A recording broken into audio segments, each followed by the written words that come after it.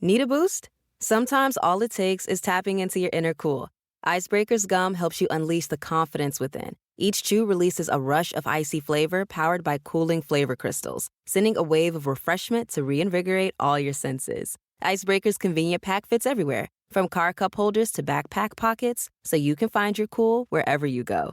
Grab Icebreaker's gum online or at a store near you. These long dog days of summer, I mean, we just made it through a heat wave. Mama was parched through this heat wave. I was hitting up Dunkin' every single day, and I will continue to probably for the rest of my days, but especially this summer. Dunkin' is helping everyone stay cool this summer with its lineup of refreshers.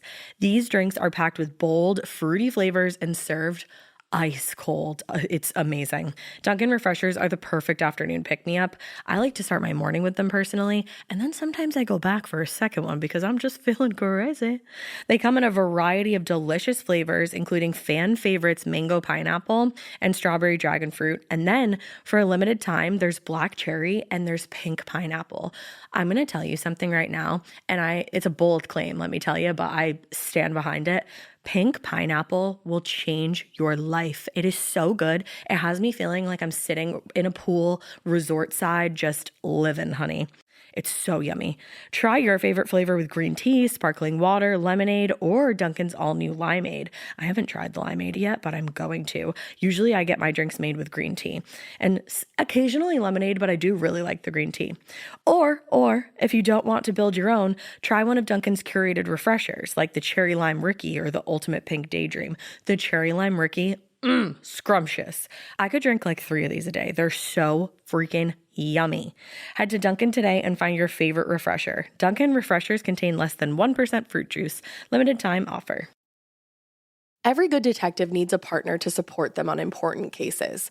Think of a State Farm agent like your sidekick, there to help you along the way in your search for coverage.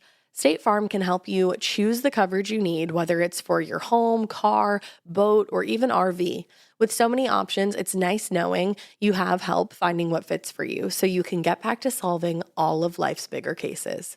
Go to statefarm.com or use the award-winning app to connect with a local agent and get a quote. Like a good neighbor, State Farm is there. Hey, weirdos, I'm Ash. And I'm Elena. And this is Morbid.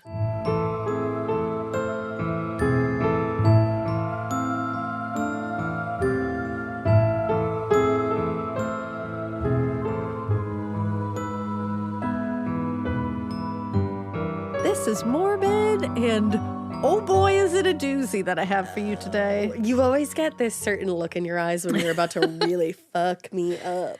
This story just, I have... Oh, even Mikey is making a face. He's like, ah. Oh, Dave, when we were talking about it, was like, why is this not its own, like, movie series? Like, it's a wild tale. Oh, no. There's so much to it. I'm nervous. And, like, a lot of mystery, but it's just really, really intense. So, okay. You know, I think you need to buckle up for it, but... hold on to your butts. Hold on to those butts. But before we get into it, I just want to say we got to go on the stage with Pod Meets World. It was the coolest thing I think we've ever gotten to do. We got to hang out with Topanga, Eric, and Sean from Boy Meets World. Harley. And fucking Harley Kiner. And they are just the nicest people. I'm telling you, you know that whole thing? We say it all the time. We're like, oh, you always get scared. You're like, don't meet your heroes. Don't do it because they can disappoint you. And no, like, meet your heroes. I'm just always scared because I'm like, I just really hope this doesn't like, you know. Just like blow up in our face. I'm telling you guys. It's Danielle Fishel, Will Friedle, Ryder Strong, and Danny McNulty as Harley Kiner. And I'm telling you, they were the sweetest people. Truly. I'm 37 years old. You guys know how many times I reference like Sabrina the Teenage Witch and Boy Meets World. It's always those two. Yeah, it's always those that just like I go right back to because they were literally my adolescence. And walking into a room and seeing just the squad, Sean Hunter, Topanga, and Eric, just sitting there. You acted cool. Thank you for saying that because inside of my body was a a fright. See, I It know was a that because I fright. know you, but like if you didn't know you, I don't think you could tell. Also, they all give a really good handshake. They do. They give a strong handshake Papa and they look you in the eye. Yes, Papa Yeah. always taught me you give a strong handshake because nobody likes a little fishy Nobody limp likes handshake. a little sloppy fish I was handshake. so impressed by all their handshakes. Yeah. They're just really kind people. They're hilarious. So funny. Very like welcoming. It was a lot of fun. It was. Sitting on a couch next to Eric, I was like, Just unreal. what the fuck happened here?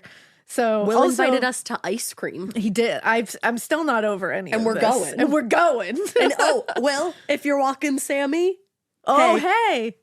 And also hey to your wife, Sue, Oh, because Sue. she We was love awesome. Sue. She was so sweet. But Sue had swag too. I loved her outfit. yeah, they were great. And it's like, and so this is all also to say, like, the only reason we are able to do this stuff is because you guys listen to this show. Which So, is still wild. Thanks for that. Thank you a lot. Because, like, that was a really cool experience. Weirdos making dreams And come I only true. had it because of you guys. So appreciate. Should we tell them how it made us feel on stage? It made us feel some type of way. It made us feel like maybe we wanted to do a show. Like a hometown show. A hometown show, not a tour. Yeah, I was going to say. We will not tour. I'm about to be a wedded woman. And you have like 70 kids. I have 3, but it's similar. Honestly, It feels like 70. 3 kids and 2 dogs equates to Yes. 70 children. You know what? Correct. It does. Yes, you were right the first time. Trust me, I've been here.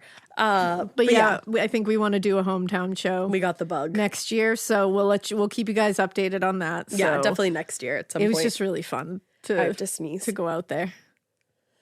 I wanted to warn you. So that I appreciate that. I have to sneeze. Yeah, it was just really fun. But thanks to Pod Meets Worlds. Yeah. Thanks to all of them, and thanks to you guys. And thanks to everybody. that was an awesome experience. And again, you guys are the best. You guys So are now, the tits. I'm gonna ruin your life with this story. So I'm That's sorry Yeah. that I'm taking you here. You should get a shirt that says that. I'm going to ruin your life with this story, so I'm sorry. Because the amount of times you've said that to me in my life, So even true. about like things that we don't talk about on the show, you're like, I got a story that's going to ruin your life. Or I'm like, I have a fact that's gonna, and if I have to know it, you have to know it now. Like I do that to John daily. Did I ever tell you guys about the time that Elena looked at me and she goes, the sun could have exploded 8 minutes ago and we wouldn't know? Yeah. If the sun explodes, we won't know for 8 minutes. Yeah. And I'm not going to be alone in knowing that. No, now you all know that. Love you. But And anyway. you're also gonna have to know about the horrific case of Ocey Snead. Okay. This is an older one, but I promise you, it's not lacking in drama. Okay. So the death of Ocey Snead in East Orange, New Jersey. What's up, New Jersey? It was an undeniable tragedy, but her death was really only the beginning of what would become one of the early 20th century's truly most captivating crime stories. Oh, man. Like, it's pulled directly out of the pages of some kind of like classic Southern Gothic horror novel. Got a lot of elements. And like any good Gothic horror story, the trial that followed was also full of unbelievable twists and ended up culminating in a pretty shocking conclusion. Really? Yeah. I feel like we've had a few cases where there's been like gnarly trials lately. Yeah. right? Usually, a lot of times the older cases have some wily trials. Yeah, because I feel So- like different things were admissible Yeah. back then, and like they tried to get away with different kinds of fuck shit. Exactly. And they had to change laws and shit. Yeah. All right. So let's first begin with Ocey. Who is Ocey Snead? Tell me. Now, like many aspects of this story, Ocey's date of birth and several other, details about her are kind of shrouded in a little bit of mystery. The 1900s of it all. Yeah, she was born in New York, in September of 1885. I don't know exactly what date it was. We couldn't find one. Potentially a Virgo. Exactly. We couldn't find one that we felt comfortable being like, this is definitely her birthday. Her name was Oceana Wardlaw Martin. That's a really pretty name. I know, Oceana. Yeah, that's oof. gorge. She was the daughter of Caroline Wardlaw and Colonel Robert Maxwell Martin, who was a very celebrated Confederate veteran of the American Civil War.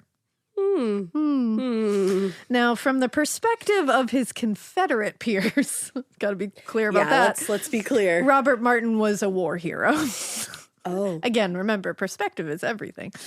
He served in many key battles in the war. He was severely wounded while saving the life of General John Hunt Morgan, but managed to survive and went on to lead the Confederate plot to burn New York City.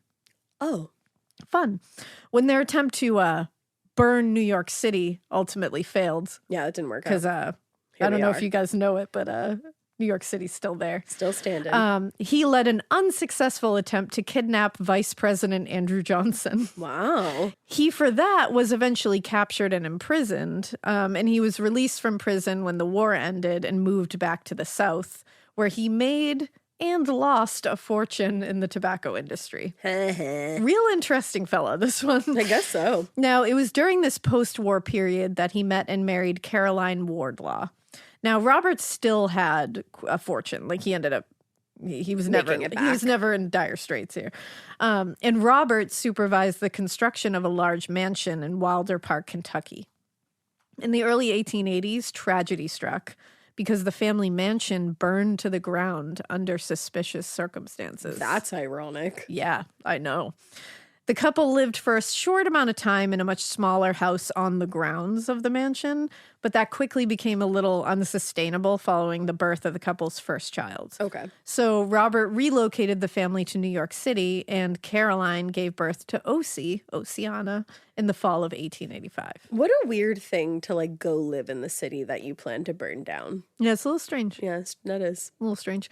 There was a brief period of success and calm for the family until about 1900, when tragedy struck again. Oh, no. That's when Robert's son died from brain fever, encephalitis. That's what they used to call encephalitis. He died after, so he had encephalitis, and that's what he died from, but it was after a particularly bad fall down the stairs in their home in New York. Do you think that could have had something to do with it? People don't know what happened there. Okay.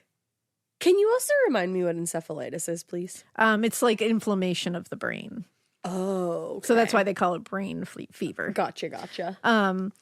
Like the fire that destroyed the family home in Kentucky before, the circumstances under which, the Robert's son died were somewhat suspicious. Okay. I'm catching on to a theme here, if you will. What's more suspicious was the speed at which his father collected a payout from the $22,000 life insurance policy. Damn, and that's $22,000. It was also when they could use money. Mm-hmm. They could have used money. Like, it came in interesting timing. Yeah, which it seems like insurance policies in this story they just come at the right time. Dude, insurance policies, they're always on time. They freak me out. Now, that $22,000 life insurance policy now would be $700,000. Holy shit. Sizable. Yeah. I mean, even just $22,000 is sizable. But like $700,000. That's on another level, baby. And it's like, so there's a lot there. Now, despite this, and it all just went to plan, despite this, the insurance payout allowed the family to move to a much nicer home on Fifth Avenue, actually. Imagine that. Oh, Fifth Avenue. Silver linings, I guess. Yeah. Unfortunately, the excitement of the new home wouldn't last long. Before tragedy struck again? Because only a few months after moving in, neighbors heard a commotion coming from the Martin house, and they ran over to see what was happening and found Robert had suffered a paralytic stroke and was being attended by a rather stern-looking Caroline, his wife. Okay. Who immediately told her hysterical daughter, Ocey, not to speak. Okay, so was that like a stroke or was that something else? You can't see me, but I'm shrugging. She's the shrug emoji. I don't know. Robert did hold on for a little while and ended up living for a short period of time in very bad health, and then finally ended up succumbing and dying on January 12th, 1901. It's just weird that she told her daughter not to say anything, because, like, what would she have to say if he was just having a stroke? What would she have to say? I wonder. Me as Now, well. following Robert's death, Caroline packed up her daughter and moved them both back to her hometown of Murfreesboro, Tennessee. Okay. That's where Caroline's sister Virginia was actually in charge of the Murfreesboro Soul Female College, where Caroline's other sister, she had two sisters, Mary, was a member of the faculty. Cool. So Virginia is the president of the school. Mary is part of the faculty. Caroline hadn't let them know that she was coming, but they took her in right away and they found her a job as the school's new bookkeeper. So they're all working at this school together. Now, it seems by all accounts that Virginia and Mary's existence at the school before this were fairly normal. Sewell Female College was touted as providing, quote, a traditional Southern education for women in cultural studies and social grace. Ooh, social grace. Now, Virginia was named president of the school in 1892, and the school really thrived under her leadership and became very highly acclaimed. She was well respected. She ran the program with discipline, with honor. According to all who knew her at the time, she was brought into this position because of the respect people had for her. Wow. Now, Virginia had spent her adult life as what people called a spinster and focused on her responsibilities at the school. That was what she really focused on. AKA a boss bitch. Yeah. For now. I was just going to say. I don't know anything else. I don't know what happens. Yeah, okay. I Yeah, retract I the get statement. it. And Mary had raised 2 sons, and when they had grown and married, she joined the faculty at school. So everybody seemed like they had, taken a good path. Okay. Again, seemed to be killing it. Then Caroline arrives. Okay. Caroline seems to be the issue here. The arrival of Caroline was like a weird reset button. And no one really understood why. Like, again, everything seemed to be going pretty chill. People said the sisters, like Mary and Virginia, could be like, I just said Virginia. You did. I didn't mean to say that. Virginia. Virginia. They were like a little strange, but like, Okay. but relatively, they weren't like problematic or anything, like they were just living, existing. Okay. But Mary and Virginia completely changed when Caroline showed up. The 3 sisters began dressing in all black together. What? And wearing heavy black veils all the time. What the fuck? Just out of nowhere. All of a sudden, we're like, Yep. Coven. Like, she showed up and they were just like, boom. Literally, like She's the AHS Supreme Coven, Witch. straight Like, up. the fuck? And people were curious about this. One might be. More curious, though, was the very marked change in their behavior.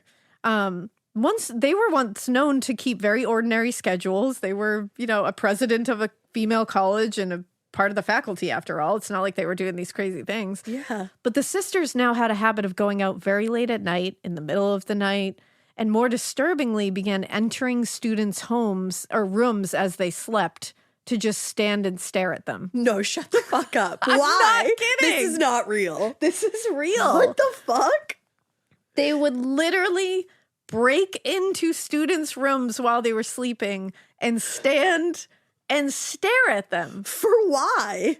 I do not know. What the fuck? There's some weird cult thing happening here. Something's going on. Because they also hired a driver to drop them off at Evergreen Cemetery every evening, where they were said to carry on with strange rituals and chanting. Honestly, fucking metal as fuck if you take the B&E out of it. Yeah, exactly. That's what I said. I was like, up to this point, like, I take the love B&E this. out of it. And I'm like, go off, queens. Like, this is cool, but man, do they take it somewhere. Oh, God. And people saw them dancing around graves and all manner of odd behavior, and just like they would, I mean, later you'll see like the behavior gets even stranger. They would like move people out of classrooms and into other classrooms and move them back, and like they were just being weird. Like, and just it's strange. never explained why they did this? No.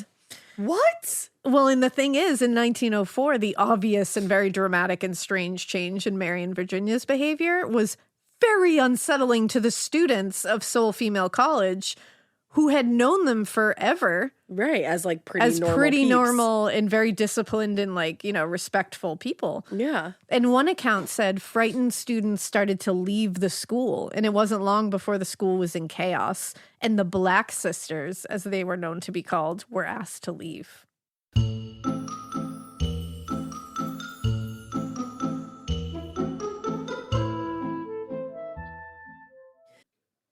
This part of the show is brought to you by Anua, the Korean skincare brand known for scientific, gentle, yet effective formulations.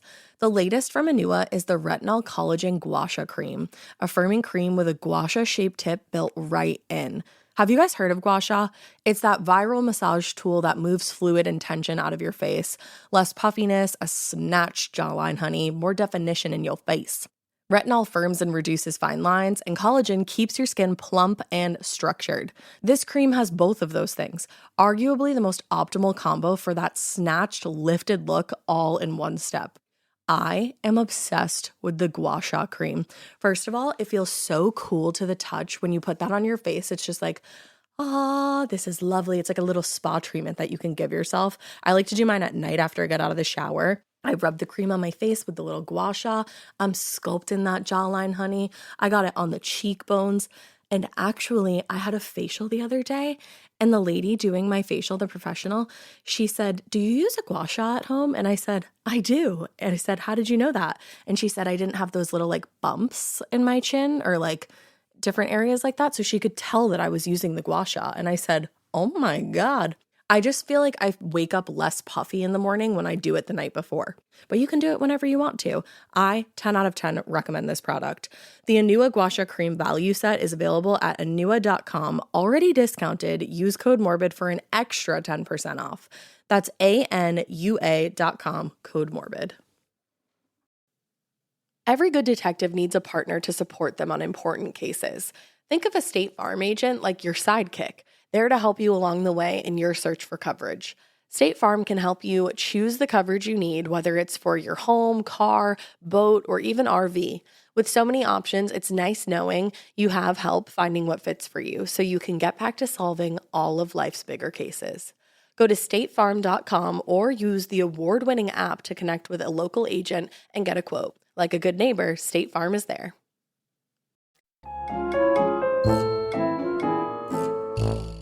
Oh, I mean, yeah, I do understand Because why they were lost asked to money. leave. The school was losing money left and right. Students were literally leaving the school because of their behavior. They're waking up in the middle They're of the night to being these three B&D'd. cuckoo Yeah. nut ladies at the foot of their bed. They're being B&D'd by the supreme witch and her coven in the middle of the night. Like, that's a lot might to leave handle. There were also rumors that Caroline was maybe pocketing some money from the school. Okay. Allegedly. She's Now, not around fortunately, anymore. no, she is not. Now, fortunately, the sister's great aunt, Oceana Pollock, who The baby was named after. needed help at Montgomery Female College in Virginia. Okay. So she looked at this whole like them leaving in disgrace thing as like, It's fine. So she invited them all to join her. She's like, "You're just kooky." Yeah, it's okay. They I just love don't your get fits. you. I love how chic you are. Now, when Virginia came to run the program, it was like she fell back into her old ways of teaching, her old ways of running things.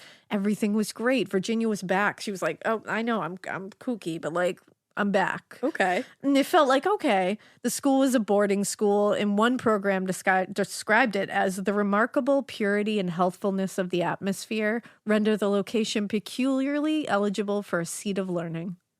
Hot. So I guess it's a great place to learn. Sounds great.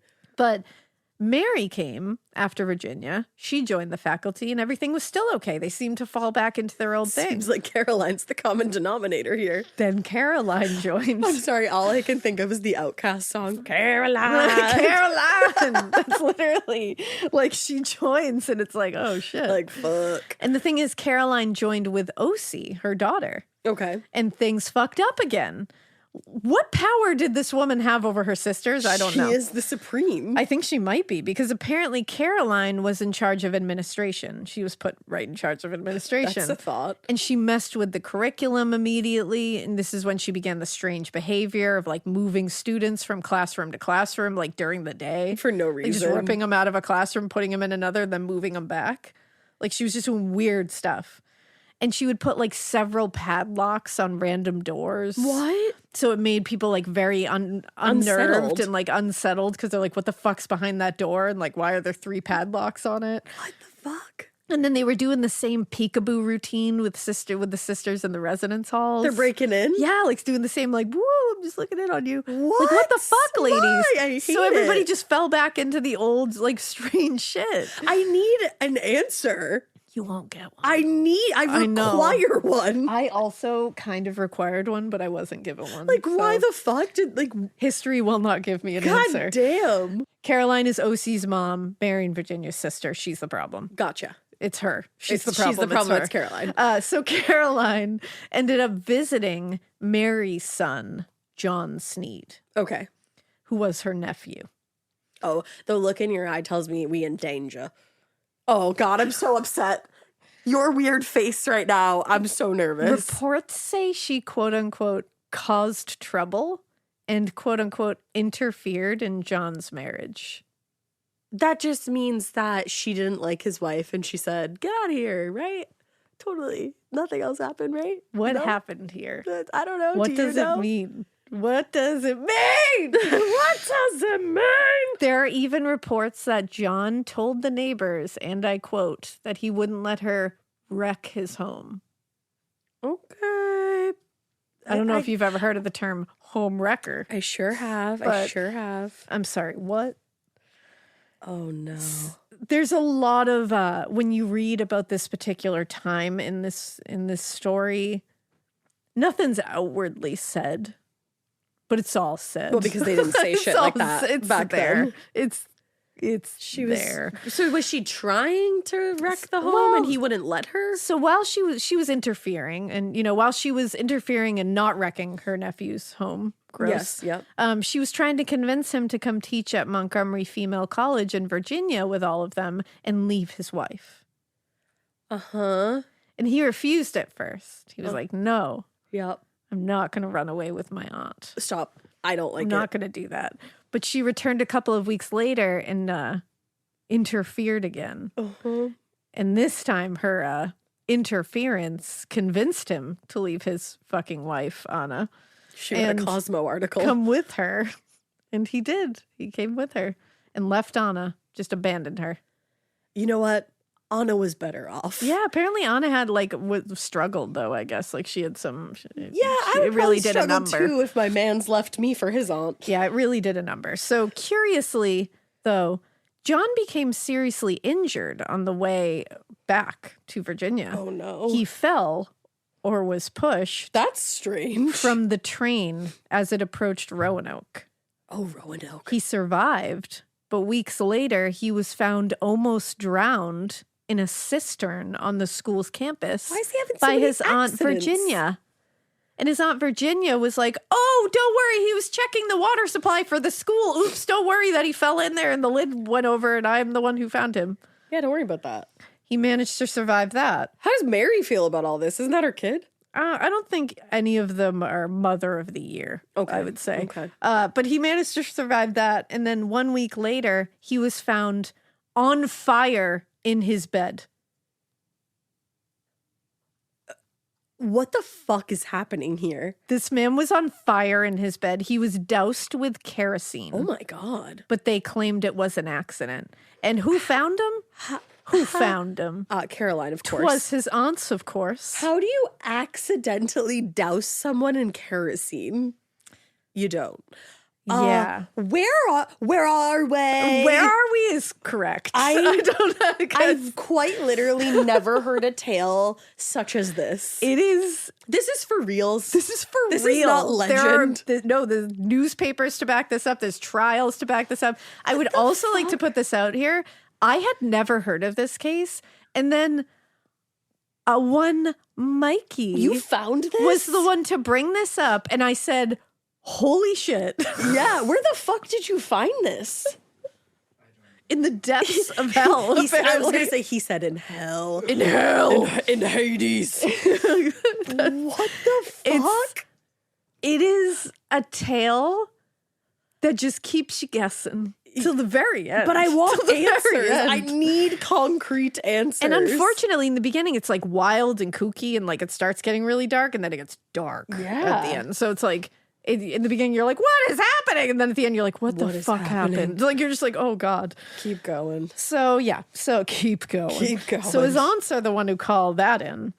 Now remember, he fell from a train approaching Roanoke that Caroline was on. Weird He almost drowned in a cistern on campus where Virginia found him. coincidence. And then he was lit on fire with kerosene in his bed. And his Caroline aunts were the found ones him. who found him. Like Virginia and Caroline. Interesting that Mary's never around. Mary's just like, whoopsie. Now, following his death, the sisters, all three of them, collected an insurance payout, Those bitches love insurance. which they had taken out. So, strange.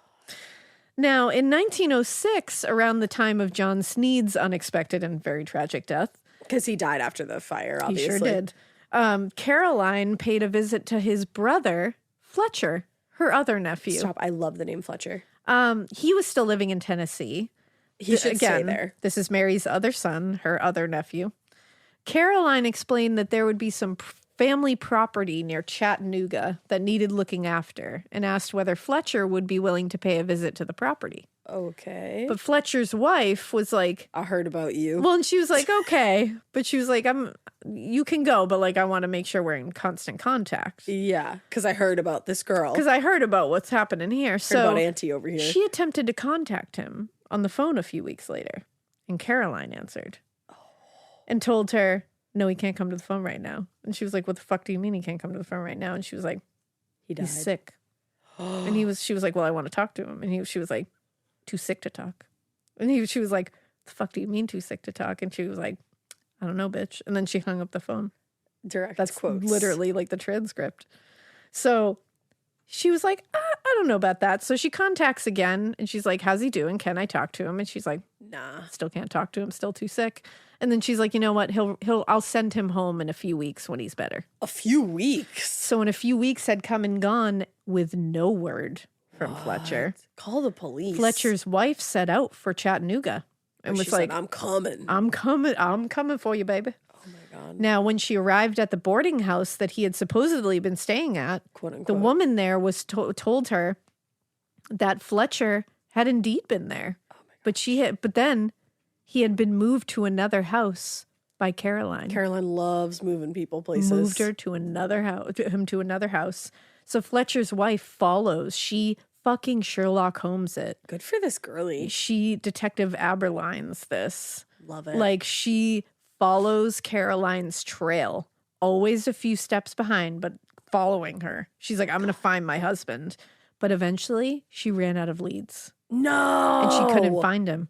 Without any information regarding her husband's whereabouts and seemingly no fucking way to find him, and he didn't exist anymore, she was granted a divorce because she was like, he abandoned me. She didn't involve the police. I guess she was like, there's nothing to really, because she was just like, I guess Caroline later was just like, yeah, he just left. What? And it's like, no, he didn't. What? No, he did not. Why is Caroline like this? I do not know. But she couldn't find him because he was already on his way to rejoin the sisters in Virginia with Caroline. He fell in love with Auntie. I don't know. I don't know what's happening there. I'm so deeply upset by this. But she was convincing him. Now, once there, Caroline began encouraging a romance between Fletcher and Ocey, cousins. her daughter. Cousins? They are first cousins. Oh, that's heinous. That's illegal in many, many places. So All let of me them, I just think. back it up. Go ahead. She goes after interfering in her first nephew's marriage, convincing him, bamboozling him into following her. Bamboozling. She tries to kill him twice. Fuck. And then eventually they succeed and light him on fire in his bed. Collect that insurance payment. She goes to the other nephew, Mary's other son. Mary's just letting this all happen. That's the thing. I'm like, Mary, how many sons you got? Goes to her other son, convinces him to come back to the Virginia with her. Yeah. Then ices out his wife, pretends that Fletcher just up and was sick, first of all, too sick to talk, and then just abandoned her, and who knows where he went. And instead, she takes Fletcher back to the school in Virginia with her and then encourages Ocey and Fletcher to get married, first cousins. And it seems as though like there was already something romantic happening between Caroline and Fletcher. There's something weird happening there. What? I don't know what. Like, I don't know. I movie. wasn't there. This is real. This is real life. You know in Bluey when they go for real life. For real life. That's how I feel. I felt that the entire time I read this story. I said, for real life. Every 5 seconds. And it is for real life. Fuck. Like, we need the Bluey clip that says for real life. Do your kids have a toy that says it? They Go do. find it. For real life. That's happening. So now she's encouraging Ocey and Fletcher to get married. She's like, first cousins, I never heard of them. So before long, the two, Fletcher and Ocey, were married in a secret ceremony because they had to make it secret. that's not they were in legal. Christiansburg, Virginia. They had to make it secret because they are first cousins. Is there even anywhere that you can marry your first cousin? Not sure, but I don't want to go I'm not going wherever there. it is. Remember that True Life? Yes. Oh my God. Anyways, It's very upsetting. it No, is. people were already suspicious of this trio of wild women. This trio of incest. Of incestory. wily women. And so when this happened, they had to do it in secret because it was just really gonna, and who knows, I'm like, what was your end game here? But when they first arrived at the Montgomery Female College, things at the school, like I said, had seemed stable and well managed. Yeah, they were fine. But just as it had been at Sewell Family College, it didn't take long for Caroline's influence to cause even more problems. well, because they're still going into the rooms and like doing Still the weird doing all shit, the things. padlocking the doors. Not long after they arrived, rumors began spreading around town about like their weird behavior, about them holding midnight rituals in the cemeteries around. I mean, there were like rumors about like a quote unquote illegitimate baby that was born at the school that disappeared. And they believed like something might have happened. Those are What? rumors, but like these are the things people were talking about. This is one of those things where it's like, all the rumors are true. It's Yeah. really scary. Oh my God. Within 2 years of their arriving there and all this crazy, strange behavior, Okay. the sisters, again, had started to frighten students. Yeah, I would be frightened. Students were dropping out again. Because Yeah. they were like, I'm not going to this, like, this is too like, wild fuck for me. this school. And by 1908, the school had to close. They had to close? They had to close. Why didn't anybody intervene before that? I do not know. Damn. But having once again found themselves in dire financial straits, They had to the kill sisters, someone. yeah, the sisters, well, first they tried to sell off the school's minor assets. Okay. Like 5 pianos, a church organ, rosewood wardrobes, Can make a lot of money and the off of that. school itself. Do they Here's even the own thing. it? There's no evidence to indicate that they had any ownership. What the fuck? Or the property. within Yeah, the just school. sell it. They're like, do you have the deed? They're like, fuck that. They were like, hey, you want this building? Oh my God. Who are these women? Who raised these women?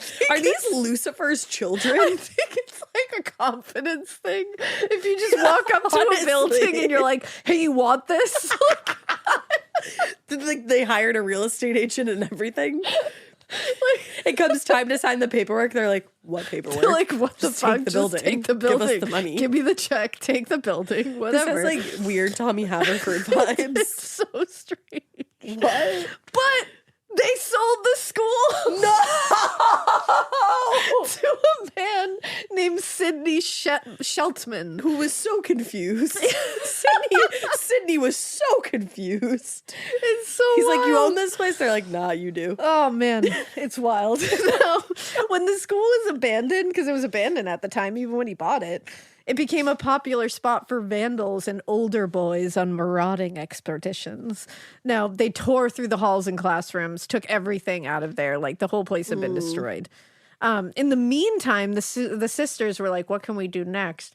We can woo some older men into marriage That's true. and get some money. They weren't gaining any traction on that front because They didn't have the they're looks. a little strange. I feel like their methods might be weird. Guys love a little. They love a little, You know what I'm saying? That I feel like maybe they were approaching it the wrong way. They I were guess, too. but Can I look them up and like see what they look like? yeah, I think so. And you can. And I think a lot of like the rumors that were swirling about them were keeping people's distance away from them. Well, and the fact that like any man in a 5-foot radius of them like weirdly got kerosene doused all over them, exactly. probably didn't help. So they had creditors growing impatient, not being paid, and they were going to be taking legal action against them at this point. So the sisters and Fletcher and Ocey began leaving town anytime something like this would happen. Okay. So they went off in the direction of New York, and they didn't all go at once. They went one after the other, so not to arouse suspicions. Alrighty. Now, they were trying to put some space. So Fletcher and Ocey were trying to put space between themselves and their aunts and her mother. So they settled in East Orange, New Jersey in 1908, and by some accounts, they were happy. I don't want to know about that. I know, OC is I so don't- pretty though. I know. I don't know what is happening. It's upsetting. Oh my God, this rendition of Caroline. Yes. No. This just sent me. Stop it. That's why they weren't having luck with the men's, baby. Oh my God. Oh my God. Oh my God. That's so terrifying. Oh my God. It's Oh very, my God. There's a lot to unpack. I'm this so one. upset. So, Virginia's fine. up until this point, we've had some tragedies. We've had some deaths that have been very sad and like very scary. Correct. But it's about to get real dark. Okay, let me just So breathe. we got this is all wacky, crazy, but then it gets like, oh, like all of a sudden you're just gonna go, oh, Okay, and it so- gets like real. So Ocey and Fletcher are living in Orange, Yes, New Jersey. New Jersey. And the aunts are still in the South? Yes, Okay. and they're making their way to New York because they're trying to get away from the creditors that are now after them. Okay. But they're doing it like one after the other. Yeah, okay, got it. And again, this is all up until this point. This would just be a wacky, kooky, at times tragic story. Definitely. But then now it's just like, oh, It's about to go man. down. And it's still wacky. Like they are wacky humans. Yeah, you can't take that out of it. But you can't take the wacky out of them. But but unfortunately, so and again, right. Fletcher and Ocey are first cousins. You don't have to You know, tell me I'm going to keep times. reminding you that. You don't have to. A few months later, Ocey gave birth to a baby girl. That's They not named good. Mary after Fletcher's mom. and her aunt. Yep, but the child unfortunately died shortly after she was born. That's really sad. I'm sure there was some complications. And things only got worse when Virginia, Mary, and Caroline showed up at Ocey and Fletcher's doorstep in early 1909. I would say we don't have anything for you. They were out of money, and they said, "Hi, we're here." Their arrival reminded Fletcher of the last time the sisters had found themselves in financial trouble. I don't know if you can remember that time. It coincided with the mysterious and very brutal death of his brother John. Yes. And an insurance payout came after that very conveniently for the Yup. sisters. And you know what? It solved all their problems at the time. Sure did. Yeah. So Fletcher saw this and said, "Oh, hi, I'm getting out of here. aunties and mom," and said, "Fuck this." And he fled the country to Canada No, he didn't. in March 1909. But did he leave Ocey? He left Ocey. That's your and wife cousin. It was also, that's your wife cousin. You don't just abandon your wife cousin. That's your wife cousin. You don't do that. Well, and what's sad is that Ocey had not had a chance to tell him that she was pregnant again. Oh God. Now, she's abandoned by her husband Yep. at this point, Cousin. and left in the care of 3 people who had always treated her like shit Oh, they weren't nice to her? because they were never nice to her. It's a lot of people thought that they were jealous of her. Well, she's like her she's mother really and pretty. her aunts were jealous of her. I bet they were. They had always kind of treated her like shit, so her mental health began to decline in the spring. When she's pregnant. And her physical needs are increasing because And of the they're not taking pregnancy, care which of her. makes it even worse.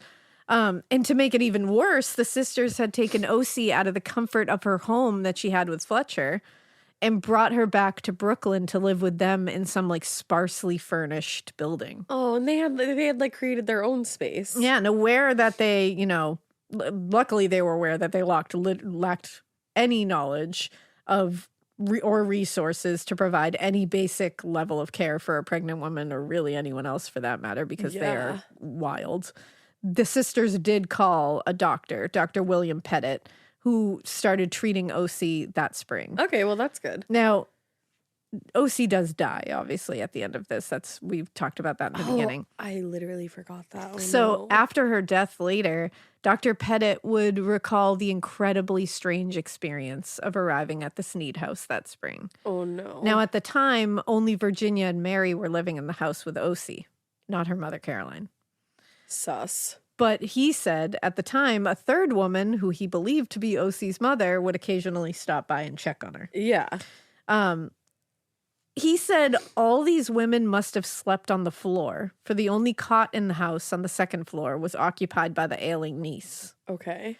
And he said, aside from meager furnishings in Ocey's room, the house was pretty much empty of anything else, Damn. which only made everything even stranger. Right.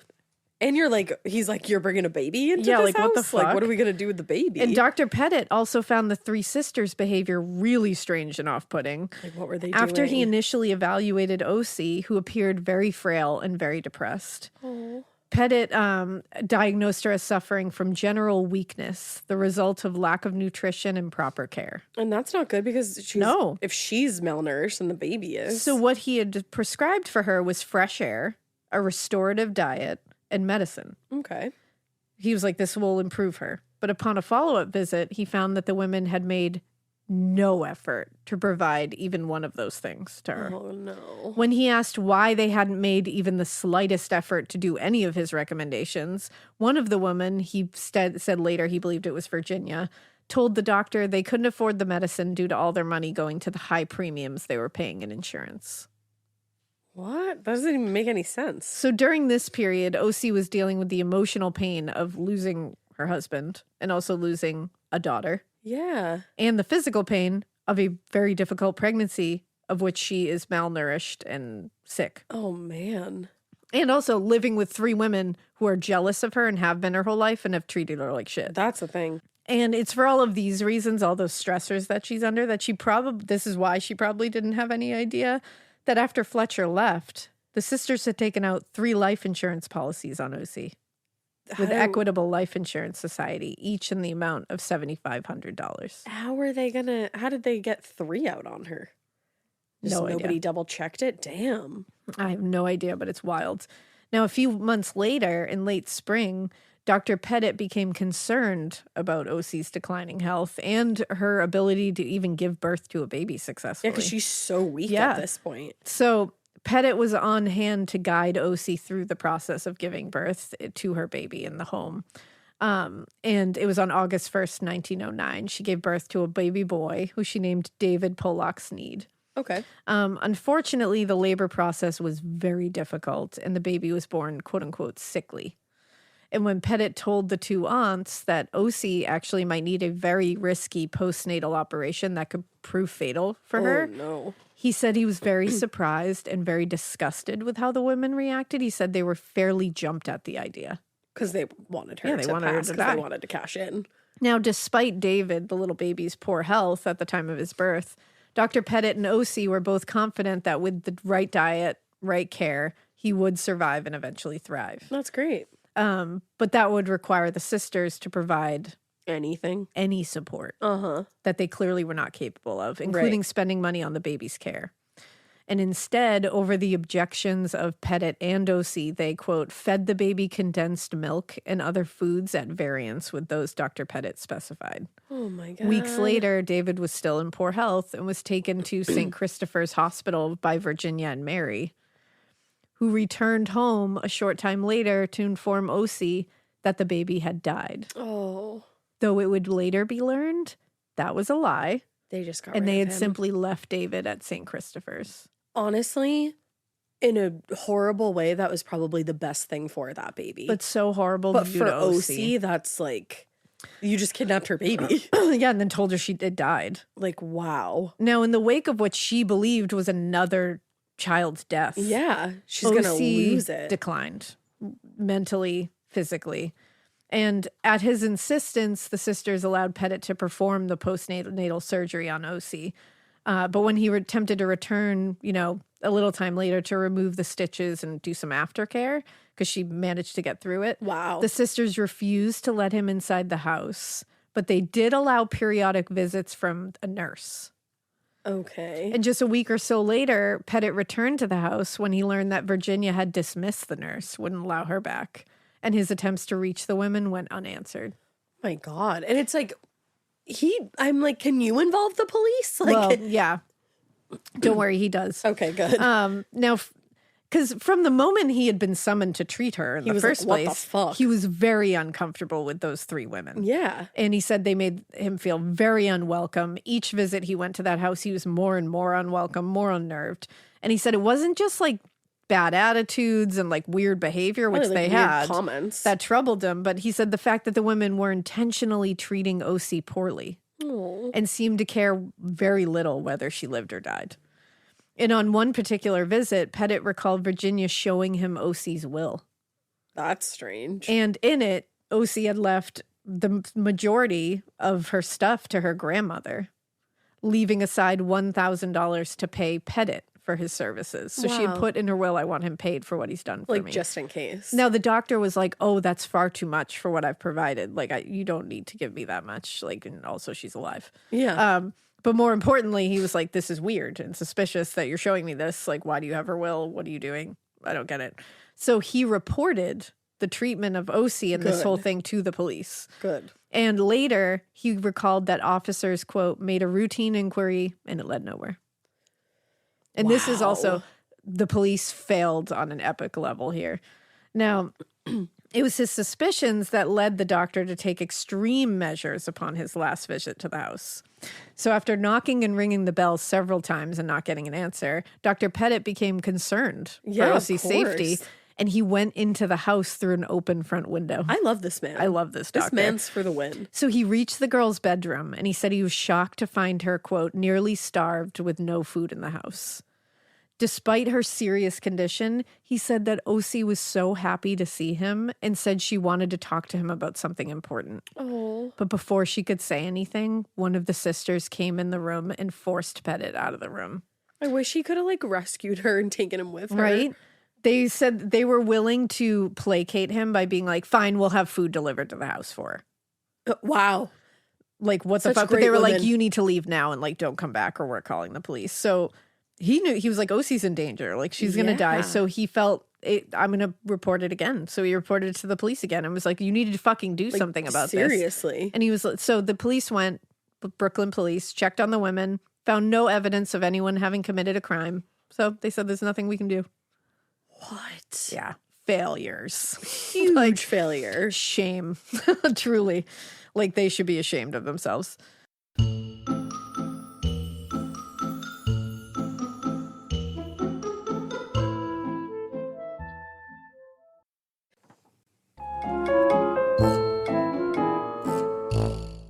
By fall of 1909, the sisters found themselves, again, needing money.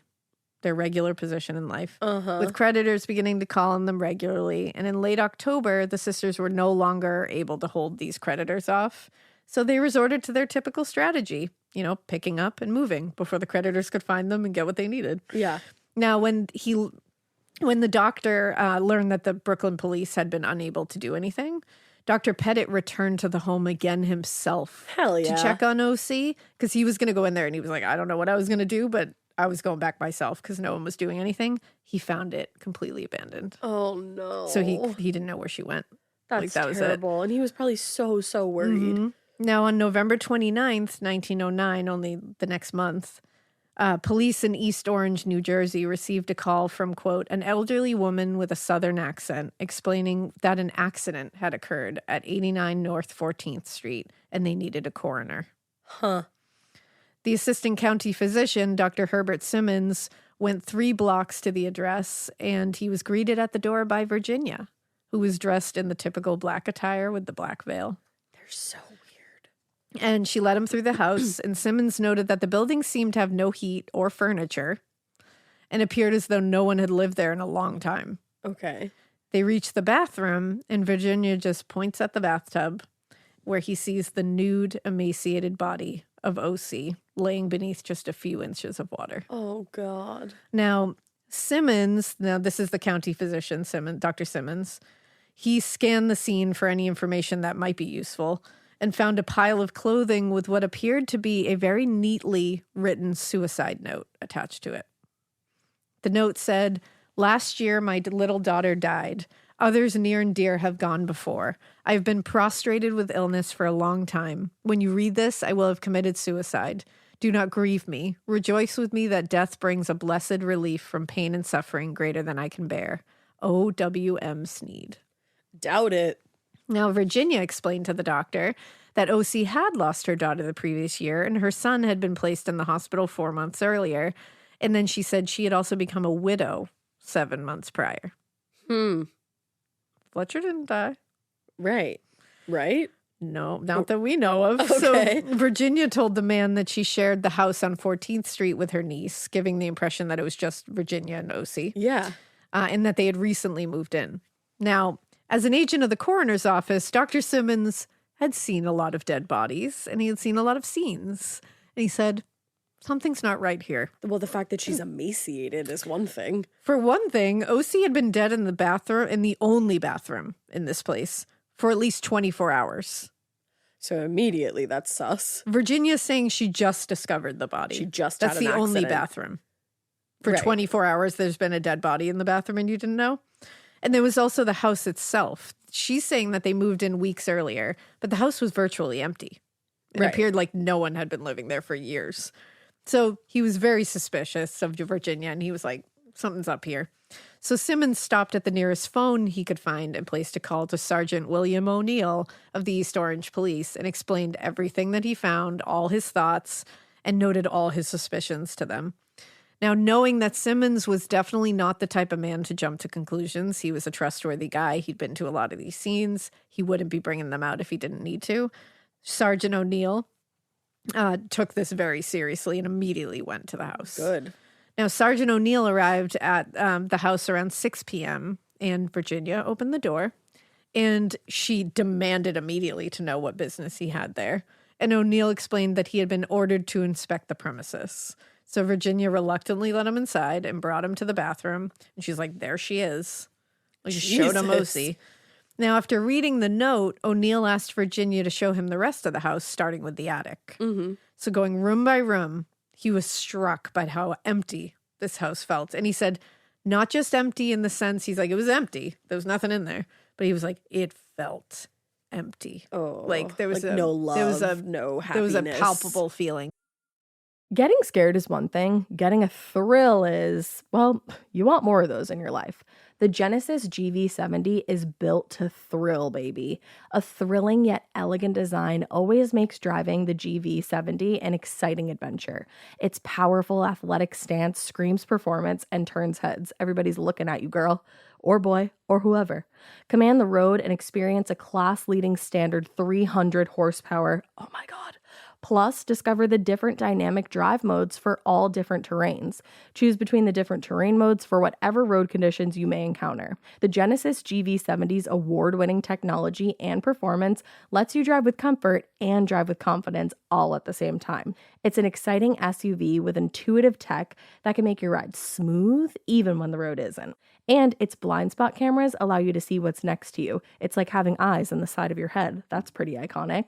Its performance, by the way, is measured not only in power, but in how it makes you feel confident, sexy. The Genesis GV70. Learn more at genesis.com and feel the GV70. This episode is brought to you by SoFi, the all-in-one finance app where you can bank, borrow, and invest all in one place. Let's talk about bank accounts for a second. The average bank savings rate is 0.39% in interest. You're earning pennies on your savings, and it doesn't have to be that way. But with SoFi's high-yield checkings and savings, the money barely making moves sitting in your savings account can earn over 8 times the national average savings rate with eligible direct deposit. No account or overdraft fees. We love transparency. You can get your paycheck up to 2 days early, plus get up to a $300 welcome bonus when you sign up with eligible direct deposit. Sign up for SoFi checking and savings at SoFi.com/morbid. SoFi checking and savings is offered through SoFi Bank, N.A., member FDIC. Terms apply. To this house. And in fact, he said the only sign that anyone actually lived there was found in what he assumed to be Ocey's former bedroom. On a small table next to a cot was a locket bearing the photo of a baby on one side and a lock of hair on the other. That's so sad. Beside it was a small strip of paper that read lock of David Snead's first hair, August 18th, 09. That's the saddest thing ever. Now, Virginia followed O'Neill quietly from room to room. And she was using like a gas lamp, like if you can just picture she's this. so scary. Yeah, wearing her full attire with the black veil. He was And probably like, where the fuck He was probably, am I? this is a house of horrors. Now, there were a few pieces of broken furniture or what maybe could have been personal items scattered about, but it looked more like it was like long ago somebody had lived there. And when they'd finished going through the whole thing, O'Neill began to question Virginia about why they'd moved to East Orange and, you know, why she'd only noticed her niece was dead a few hours earlier when it's the only bathroom in the fucking house. Mm-hmm. So the woman was short with the sergeant. and gave him very simple, very direct answers, but also making it very clear that his presence was not fucking wanted in that house. Now, if Virginia thought she could simply call the coroner, be like, hey, sorry, I have a dead body here. Can you go ahead and grab that? And thought she was just going to be done with the whole thing after that. Which she definitely did. She must have been pretty surprised when Sergeant O'Neill explained that she was going to have to come with him to the station to answer some more questions. Virginia went. She grabbed a small bag, some belongings, and went out of the house. Now, at the East Orange Police Department, she went through a whole interview, and this time she was interviewed by Police Chief James Bell. Now, to Bell, this was all fucked. This was all suspicious. Well, she's sitting there in her fucking black veil. He said that Virginia seemed to have an answer for everything. Yeah. She had a quick answer for everything, but it still didn't explain what happened in the house. Because he was like, she herself was very poised, very polished, but O'Neill had described them living in squalor. Right. It just didn't match up. And there was also the manner of the whole thing. Like, if they're claiming this is suicide, how could Ocey have managed to hold herself underwater long enough to drown herself, especially in such a frail and fragile state? And again, your body is going to want to take yourself and sit up. Yeah. And she's not strong enough to keep herself underwater. Mm-hmm. So these are all unanswered questions, and they're nagging him. So Bell booked Virginia as a material witness that evening, and she was taken to Essex County Jail. Ruh-roh. Now, the following day, November 30th, an autopsy was performed on Ocey, and it confirmed that the cause of death was drowning, but it also raised a few more questions. Right. The medical examiner noted that Ocey was emaciated to the last degree, like that of a person suffering from starvation, and she only weighed 80 pounds at the time of her death. Oh, it's such a haunting picture to think of her being discovered in the bathtub in that state. Yeah. And in that state, investigators wondered whether she, again, would have had the strength to do this, but also had the strength to write a clear and concise suicide note with a steady hand. Yeah, it was very steady. There was no shakiness to it. There's no way. No, while the coroner examined the body, investigators with the East Orange Police started tracing the two women's movements from the moment they arrived in the city a few weeks earlier. Right. They managed to track down a cab driver who'd taken them from the train station to the house, but also took Virginia to see a local doctor by the name of Charles Teeter. When they interviewed Dr. Teeter, he said Virginia had shown up at his house at a late hour on the evening of November 24th. Okay. Not long ago. And asked that he accompany her back to the house to provide a health certificate for Ocey. A health certificate? Now, although he initially protested, it was clear she wasn't going to take no for an answer, so he agreed to go with her. Now, at the house, the doctor examined Ocey and noted that she was incredibly frail and appeared to have bronchitis. But otherwise, he was like, okay, that's really all I have to say about her. To Bell and O'Neill, the request for the health certificate for Ocey only made Virginia seem more suspicious. And what is that? I've never heard of that. It could be for, like, insurance reasons. Okay. It's just like almost like a physical kind of? Yeah. Now, in just a few days, their investigation had turned up several people who interacted with Virginia in and around East Orange, and always in the context of her asking questions about medical treatment and local doctors, which seemed in keeping with the situation at the house.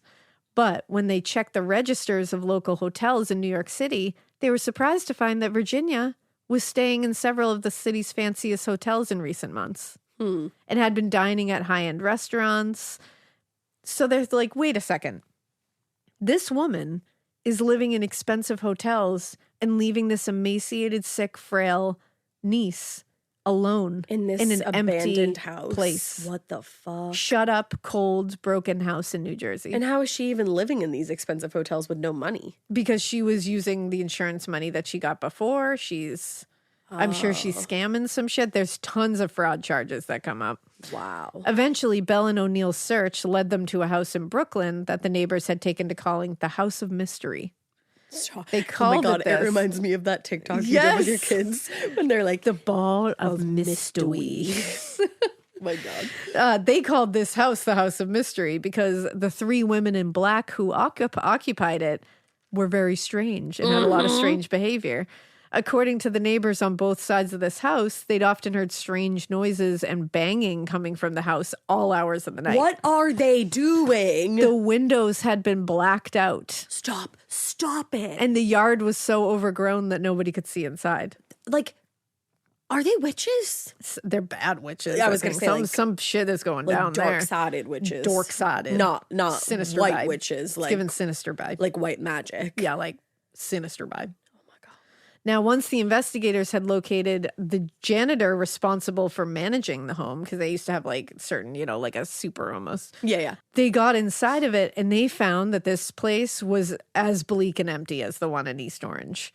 And they were about to leave, but then they were approached by a reporter from the New York World who'd been put on the story by one of his New Jersey peers, was like heard all about this. Because you knew this was going to get reported on. The reporter is like, wait a second, why are you guys leaving? Don't you notice those small spots of like what looks like blood on the floor by the door? I love And that he the points reporter it was out. like, hey guys. Like, hey, investigators, did you notice that? So they follow the faint trail through the hall and up the stairs into one of the bedrooms, but it just led nowhere. What? Meanwhile, the reporter on the first floor opened the oven in the kitchen and discovered a mass of yellow hair. Wrapped up in its center were two irregularly shaped bones. One resembled a femur, and the other resembled a skull, and they were small. What? They said you could see nose bones and the socket of an eye. And this is like a child's It skull? appeared to be. What the fuck? And obviously this isn't Ocey because we have No. her body. Now, What the fuck is going on? so they asked the janitor, they're like, what the fuck has been going on in this? Like, what's going on? And the janitor explained that Ocey and her husband had moved into that house about a year and a half earlier and then were joined, remember, Yeah. by the two older women always dressed in black. And a few months later, a third woman who was also dressed in black came to live with them, Caroline. Yeah. Caroline. The janitor didn't know much else, but he did mention that Ocey's husband eventually left and the women were constantly behind on the rent. So when Fletcher left, when they showed up, was Yeah. like, no, I'm not dying. He left for Canada. They moved into that house and turned it into whatever fucking cult bullshit. While Ocey's living there, they turned it into that. Okay. And then they ripped Ocey out of the house, made her live in that abandoned place while they kept living in that house. Oh, so they didn't live in the house with Ocey in... They were just keeping her in a house by herself, ailing and sick and unable to move and starving her. Oh, and that was the whole time that she was pregnant. Yep. And they said reports had said they had been starving Ocey essentially since she was born. What? Like that girl had never been adequately taken care of. What the fuck? Yeah. Yep. And so the janitor says when Ocey's husband eventually left, the women were always behind on the rent. And then they would suddenly come into a large sum of money right before they were about to be evicted. What the fuck? So they were doing some more shit. Yeah, they were. And who the fuck is the skull in the oven? Well, the house in Brooklyn and the information given by the janitor eventually led them to Dr. Pettit, My guy. who filled in a lot of the gaps here. And Pettit explained that he had been on hand when Ocey gave birth to her second child. And from that point forward, he said, I just couldn't stop thinking about her. I was so worried for her safety. My I tried to concerns help. grew and grew. And he said, at no time was I able to find out from Mrs. Snead anything about herself, meaning Ocey. Okay. He had never found anything about Ocey out from herself. Well, because they were always lingering. He said every time I asked a question, one of the older women was always ready to give up an answer. Mrs. Snead seemed afraid to talk. And he said he tried to follow up several times until one day he arrived at the house in Brooklyn and it was abandoned, which he was presumably when they moved Ocey to East Orange. Mm-hmm. Now, Dr. Pettit's nurse, Elizabeth Moog, told a similar story. She said she'd been assigned to care for Ocey after the baby was born and the surgical procedure had been performed. Yeah. But she said it was so difficult to take care of her because the sisters were constantly hovering over her. She said, wherever I went, one of them kept tagging after me. I was not alone with Mrs. Snead for a single moment. Mrs. Snead seemed afraid of someone or something. Oh, and just the air of like her being afraid, being followed by these women, Yeah. and then you add on their appearance to it, and they're Terrifying. just, like black veils and all the And time, just silently following you. Oh, I hate it. Now, Bell and O'Neill explained that what they'd found at the house in Brooklyn. And we're like, what the fuck do you have any idea what that could be? And asked, for Pettit to come with him to look at it. Pettit agreed, and it didn't take long before, they figured out what happened there. It's not not what baby, happened right? there, but what that was. Now, according to Dr. Pettit, the stains in the hall, he said he didn't think they were blood. Okay. He thought they were tobacco juice. He said probably left by a careless worker. Oh, okay. And he's like, that's why there's no end with a crime scene. Yeah. The bones in the oven were bizarre, but he said he didn't believe they were human. Okay. He thought they were animal bones, but he said, still don't know why they're in the oven. Yeah. And there's also like a mass of hair that he was like, I don't know what that is. Did he think it was human hair? Or he Couldn't wasn't tell. sure. He was like, I don't know. But he's like, I think some of these are animals, so I'm assuming they're animal bones. But so Dr. Pettit tried to clear up some mysteries and did a couple, but it didn't stop the New York World News publishing a ton of sensational stories about this. I mean, how do you not in this fucking They case? called the Brooklyn house a baby farm, which, God, they that's didn't really have a lot to go on that. They did mention the occult overtones of the whole thing. And thanks to the information provided by neighbors in Brooklyn, and especially that of Dr. Pettit and his nurse, a picture was beginning to emerge for the detectives. It was clear that 3 women had been abusing Ocey, and by all accounts, she seemed terrified of them. But what they couldn't kind of figure out was why they had done this. Right. Like, they were like, this is like a long process, and it didn't take them long to figure out a motive. During an interview with William Fee, a Brooklyn attorney, it was revealed that the lawyer had been recommended to Virginia by someone she'd met at church, and she'd summoned him to the house just a few months before Ocey's death. I can't believe Virginia was at church. Yeah.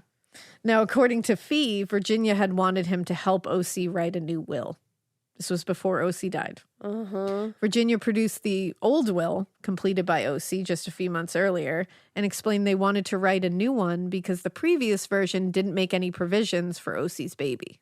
Now, Ocey's only I think she was only 20, I want to say she was between 23 and 26. Yeah, and she also was She's told young. that her baby died, which, that is why. Now, well, Fee thought that the explanation was whatever. He's like, okay, sure. Yeah. But he did think it was strange that the details of the new will were all being dictated by Virginia, Right. not Ocey. Yeah. Now, according to Fee, on that day, Virginia was in the company of Caroline, Ocey's mother. The girl appeared to be very on the verge of death at the time. And Fee was really moved by the sad story that the sisters were spinning to him. Right. So he agreed to write the new will because he thought she's dying. Yeah. This is what needs to, this is her mother and her aunts. Right. Now, in the new will, Ocey apparently declared that all her debts should be paid out of her estate and that her son should inherit $500. Okay. And that the rest was to be left to her grandmother, Martha. That was her original thing. Yeah. With new evidence in hand, Chief Bell paid a visit to Virginia in her cell at Essex County Jail and interrogated her about the will. Virginia flatly denied the accusations of neglect and any insinuation that she would conspire to kill her niece for any inheritance. I mean, And Bell hoped that the woman would crack when presented with the evidence, but he had underestimated how much she would. He had underestimated her will, yeah. I will say, and you will find out what I mean by that in a minute. Okay. He was just about to give up when O'Neill entered his office and presented him with documented evidence and witness testimony confirming medical neglect and all evidence of maltreatment and malnourishment of Ocey. Yeah. So all the evidence was there. He didn't need the confession. And he said, Bell said, at first, I believe Mrs. Snead attempted to take a bath, was discovered in the tub by her murderer, and held underwater until drowned. Makes sense. But after careful examination of the evidence, which directly contradicted Virginia's story, he believed Ocey had never intended to take a bath, but had instead been placed in the tub, was too weak to fight back, and was held under a few inches of water by Virginia. Jesus Christ. Until she drowned. So she literally carried her, dragged her into the bath and drowned her. This is one of the most darkest. Yeah. Oh. Based on the information collected at this point, Bell made the decision to charge Virginia with the murder of Ocey Snead. Yeah, rightfully so, it sounds. So the news of Virginia's arrest made readers go crazy all over the East Coast. They had been following all the sensational stories coming out of here. And honestly, the news of her behavior and the way she dressed only made it even more macabre. Of course. And law enforcement were talking also about how strange and uncooperative Virginia was being. Police Commissioner Sharp said in a statement to the press, "I tried to question her, but she bluntly told me that she saw no reason why she should answer my questions." And in his assessment of Virginia, Sharp described her as cool, calm, and resourceful and cunning. Ooh. Now, in an attempt to get back at the negative portrayals of Virginia, Mary Snead, the other idiot here, granted an interview with several reporters saying family pride should be laid aside and the public should learn the truth about the Sisters in Black. And tell us. Mary said, in the hope of lightening the burden of an innocent woman, speaking of Virginia, Doubt it. I will tell all I know. But hardly... She said nothing. She told nothing. In fact, she flat out refused to address any questions regarding the family's financial history and the fact that Virginia had not only taken 3 life insurance policies out on Ocey just before her death, but had also had her will changed. Right. She wouldn't talk about any of that. Instead, Mary told some stupid sob story of family tragedy and misfortune that more or less upheld the lies the women had told Ocey, including that her husband was almost certainly dead. Fletcher. Which he's not. He's just also that's in Mary's Canada. son. Yeah. As for Ocey's death, Mary insisted that it was suicide motivated by profound loss and, her declining health. I don't know about that. Now, as news of the story spread, people in New York, New Jersey, Virginia, and Tennessee came forward to tell their tales of the sisters. A former student at the Nashville Female School, where Mary was once employed, described her as being, quote, regarded by all pupils as being queer. Now, Like queer weird. meaning strange back then. Yeah. And in Christiansburg, Virginia, one resident described the sisters as, quote, crazy, eccentric, and exceedingly smart. Ooh, is exceedingly scary. smart and ties Yeah. with all of that is horrible. Now, reporters followed every lead in the story, and they began reporting on all the mysterious aspects of the women's lives, including all the things we had talked about before, the weird standing over people's beds at night, the B&Es, the cemetery things, having one driver to bring them to the cemetery all the time. I forgot that they had a fucking driver to bring them to the cemetery. And so they started piecing together a story that included a large amount of fraud, very disturbing behavior, and a few suspicious deaths, and a lot of insurance shit.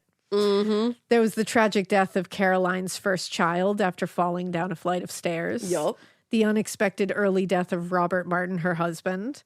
John Snead's multiple brushes with death before dying by being lit on fire in his bed. I know. Did the police ever, investigate that? No, they said, in fact, they could smell kerosene and nobody thought it was suspicious. What the They said it was an fuck? accident. And then finally, Ocey's drowning. All of these things were followed by large insurance payouts that were received just in the nick of time to avoid financial ruin. Right.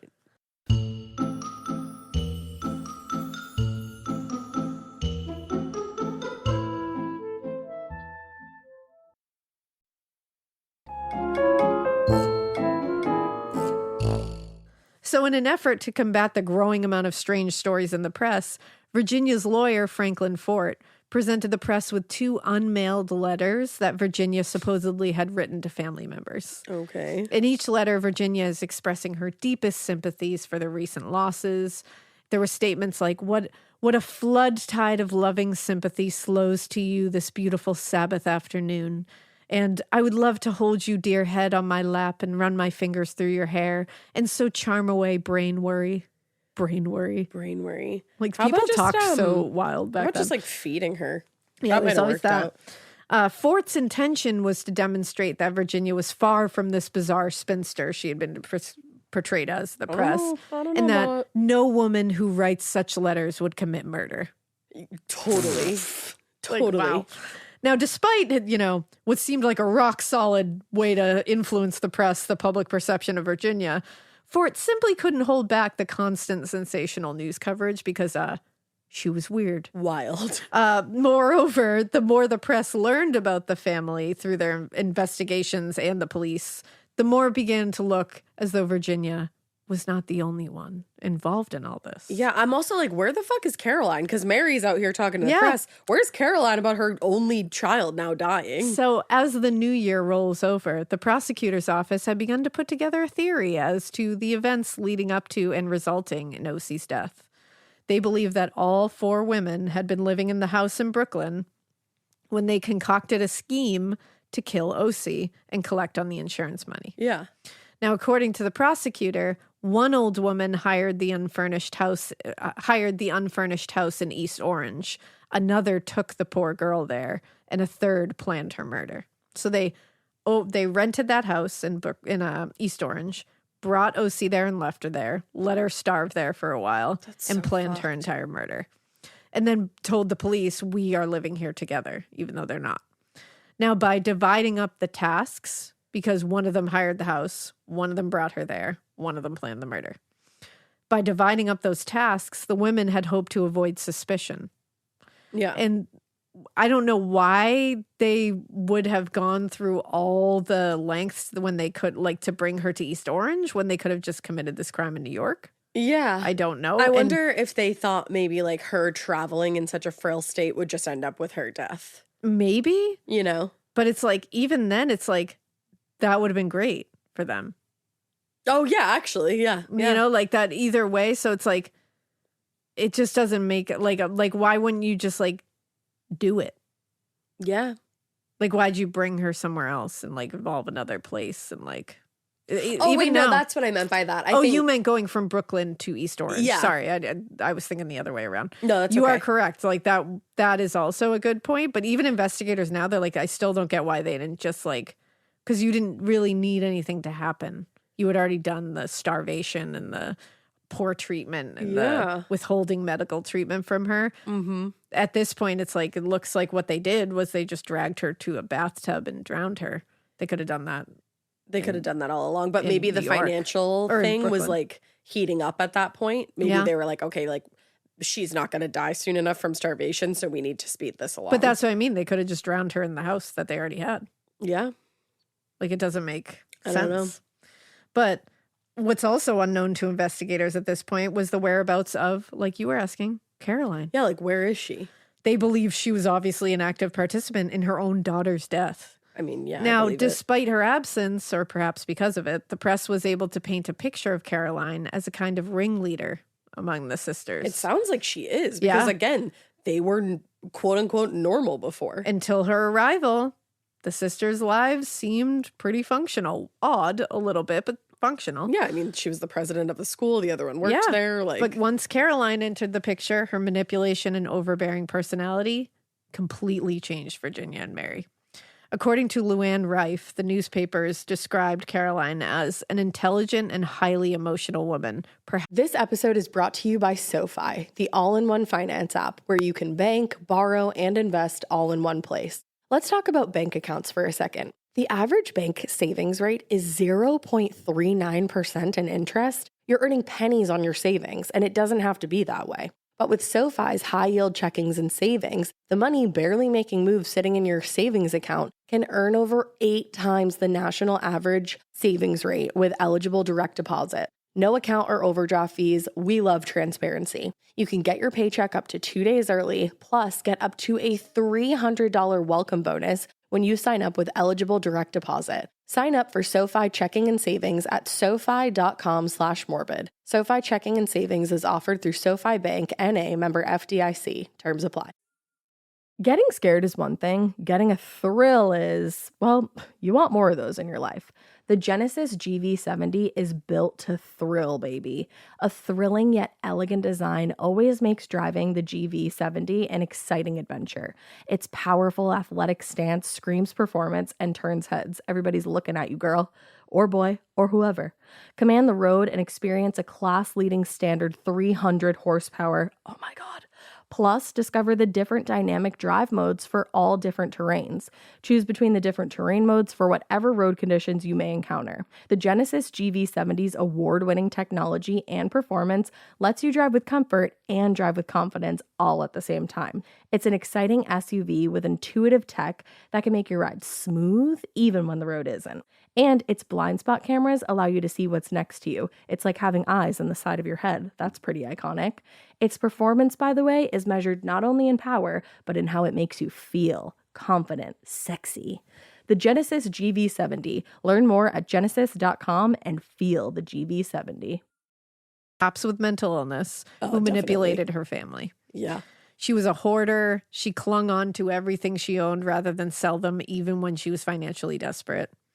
And most importantly, she lacked any real human connection. Even with the closest members of her family, her husband, her son, and her daughter, she had no connection to them. It sounds like she has more of a connection to her sisters. Yeah. And this was a strange little thing.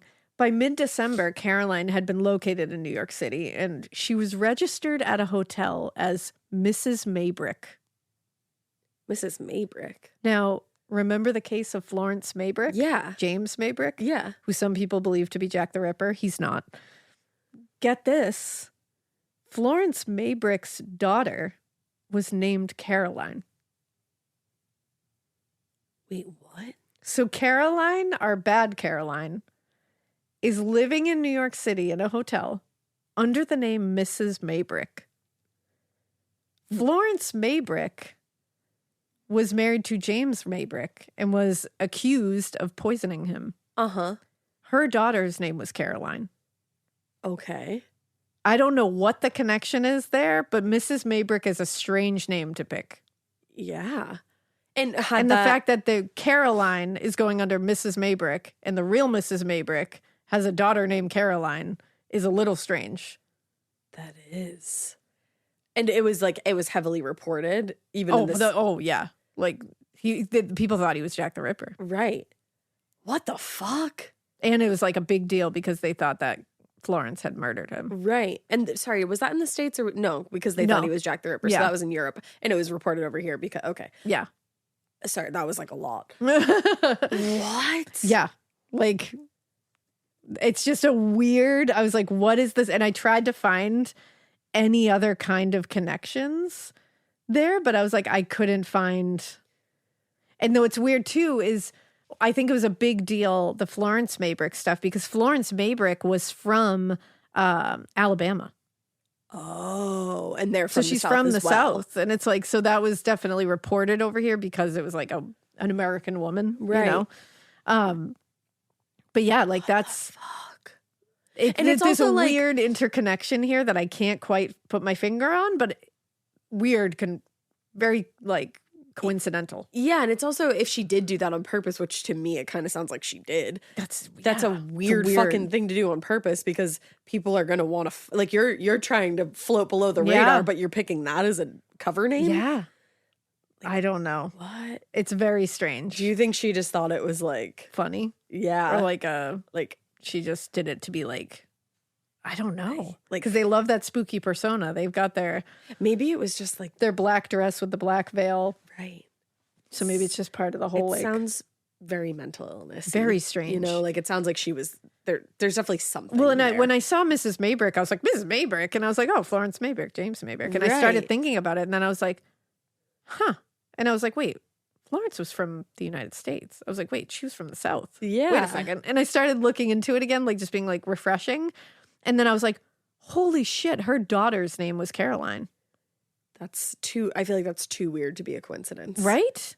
I think, yeah. Too many connections there. But anyway, that was my little sidetrack. Like Florence ended up getting out of jail eventually and then moving back to the States, right? Yeah. Yeah. And she ended up living like, you know, like a quaint life. A pretty quiet life. Yeah. Interesting. Now, Caroline was under surveillance by New Jersey authorities until they had justification to arrest her. We love a surveillance moment. Right.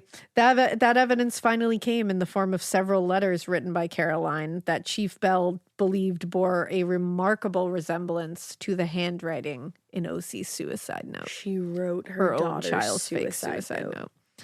Finally, by the end of December, Mary, Snead, and Caroline were taken into custody by New York authorities and held for the murder of Ocey. Wow. On December 22nd, a grand jury indicted all three women for first-degree murder. At this time, prosecutor Wilbur Mott began drawing up the papers to have Mary and Caroline extradited to New Jersey to stand trial. The most compelling piece of evidence presented to the grand jury, according to the press, was more than 50 quote-unquote suicide notes discovered in Caroline Martin's New York hotel room. So she kept writing them over and over and She over was practicing. again? What the fuck? That's her daughter. Her child. I mean, she was already starving her, so I don't know. Yeah. I'm shocked, but But still. That's fucked. Now, while all three women continued to be held in prison pending trial, investigators in East Orange kept turning up evidence in the case that strongly supported the theory that Ocey's death was a murder. In addition to the insurance policies taken out on her life and other evidence of conspiracy, when he first searched the house, Sergeant O'Neill had found a glass by the bathtub that contained a small amount of liquid. When the autopsy was conducted, a small amount of that same liquid was discovered in Ocey's stomach. Now, it took a long time for the analysis to be completed, but in mid-January, the results came back and found that that liquid was morphine. Oh. The discovery of the morphine answered the nagging question of how Ocey had managed to drown in such a shallow amount of water. Right. Especially since the body would instinctively fight to stay alive. With this news, so they had sedated her, because that's easy. And that was probably how they even got her into the bath in the first place. Now, with this new evidence, the prosecutor announced their belief that the women had been administering the morphine for several days, and that when she was put in the bathtub, Ocey was unconscious of what was occurring, which I guess is the only blessing here, that she didn't know what was happening. Now, they built their case against the three sisters, and the prosecutor announced the trial would begin April 1910, but things started to fall apart because a ton of things delayed the trial. First, the sisters' elderly mother died, followed by the unfortunate death of Ocey's son David at St. Christopher's Hospital. Then, in the spring, it became clear to authorities that Virginia's health had started to take a turn for the worse. And she's in custody, right? Okay. They discovered she was starving herself. What? That is so, Just dark. Macabre. Yep. In August, the prosecutor announced it is feared Virginia Wardlaw may not live to be brought to trial. Wow. By the summer, she had been removed from the House of Corrections and taken to a hospital. She was frequently unconscious, required oxygen, and a few days later, on August 12th, she had died from starvation. Jesus. She had starved herself to death in custody. That is wild, because that takes a long time. Yeah. Now, prison officials had tried to give her enough food. They were serving her food. She just wouldn't eat. And they said she had intentionally killed herself. And they said, quote, having starved herself to avoid being placed on trial. Wow. Now, things became even more complicated a month later in late September when Franklin Fort produced a document signed by two psychiatrists that declared Caroline Martin insane. I mean, we knew that. He said the defense argued this is a case of whether a woman should be confined in a jail or in an asylum.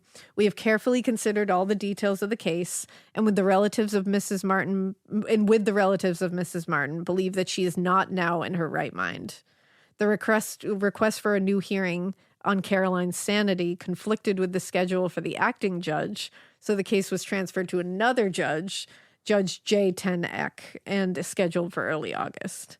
Now, when it finally went underway, Caroline's behavior, whether real or an act to bolster this claim, because people do believe it was, did little to contradict the ways in which she'd been portrayed in the press. At one point, while a former representative from Wardlaw College was testifying about how Caroline had negatively affected the school and its finances, Caroline jumped out of her seat and shouted, "I never said a thing he is telling," and then was ordered to sit down by the courtroom. Yeah. Caroline would continue to have outbursts over and over. She would challenge any and all testimony given. And when Caroline's brother, Reverend Albert Wardlaw, was called to the stand, he testified that Caroline had always been controlling, manipulative, and strange. We heard that. He said, she directed both my school and daily life in New York.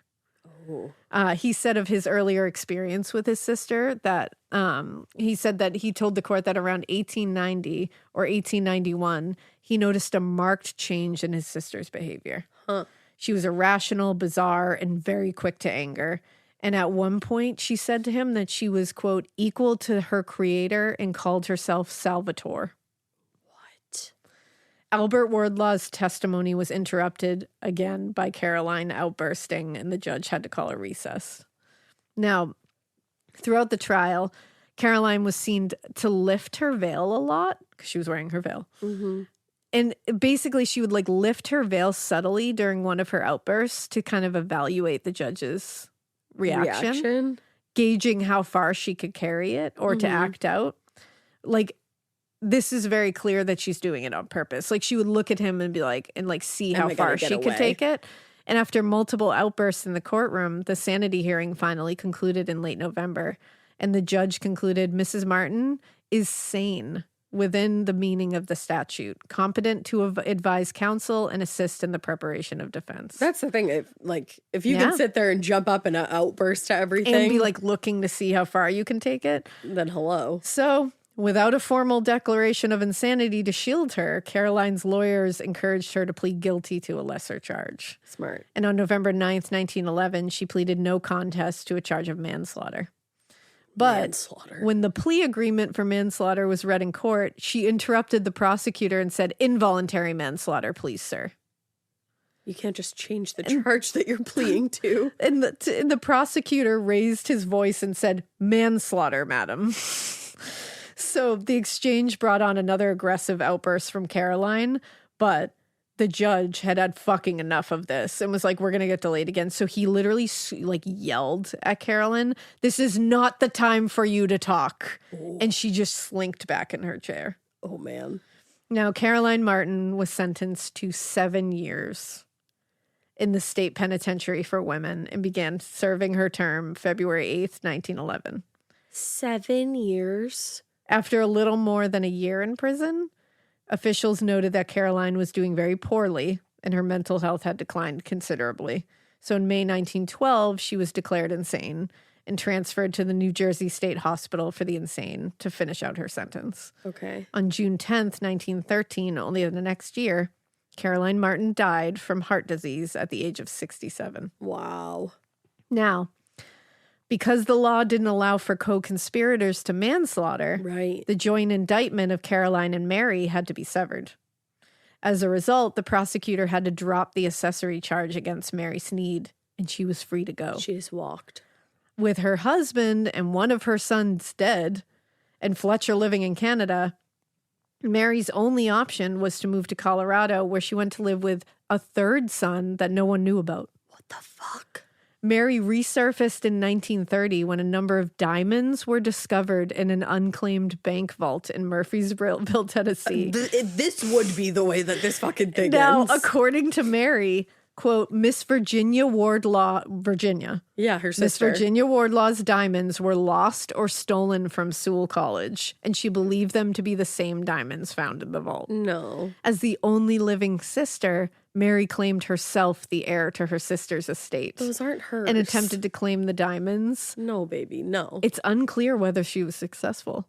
Really? At the time, she was known to be, quote, a church worker living in Oakland, California. Mary Snead died in 1937. Wow, 1937. That's And something. that's the end of the story. What the fucking fuck, dude? That is, first of all, one of the darkest tales that you've ever told. And I shouldn't say tales because it's true. And secondly, what the fucking fuck? What the fucking fuck is right? Holy shit. That's one of the strangest.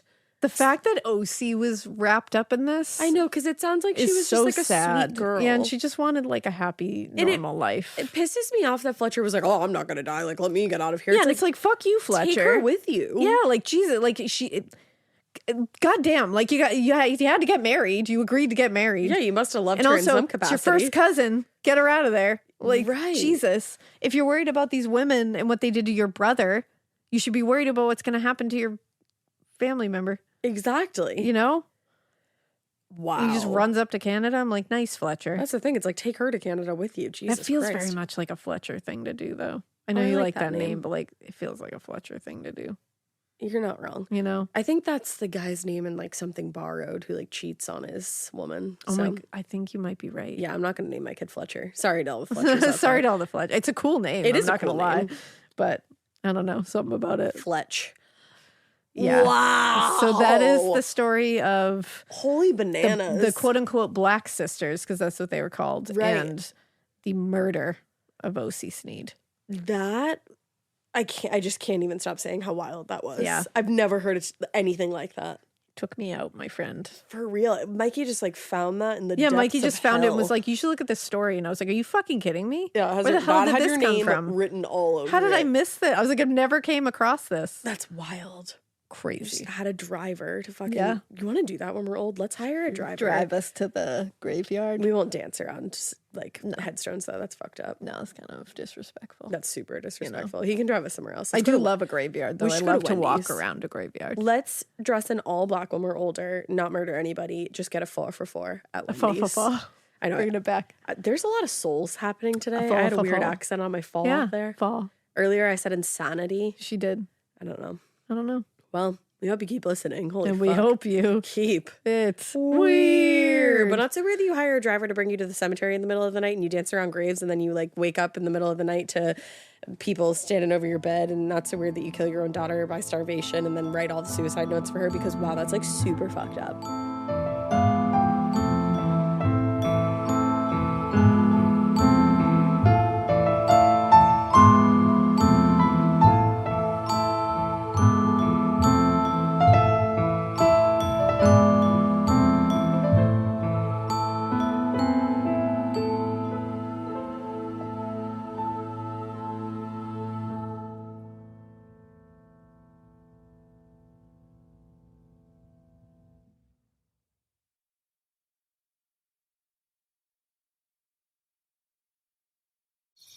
Traditional home security only alerts you after a break-in, and that's too late. Simply Safe is changing that. Stop. This is Simply Safe. Police are on the way. We don't just alert, we stop crime before it starts. Simply Safe, plan starting around $1 a day. Save 50% on your new system with professional monitoring at simplysafe.com/SXM or with promo code SXM. Outdoor deterrence requires a Simply Safe Active Guard outdoor protection plan starting at $49.99 a month. Visit simplysafe.com/licenses for alarm license information. Tennessee 2012. Talk about regrets. We all know someone who's been in a car accident and said, I don't need to call a lawyer, only to regret it after their pain and damages were worse than expected. When someone hurts you, you deserve to be compensated fairly. Morgan & Morgan is America's largest injury law firm, fighting for the people for over 35 years. Injured? Visit forthepeople.com/podcast. That's forthepeople.com/podcast. Their fee is free unless they win.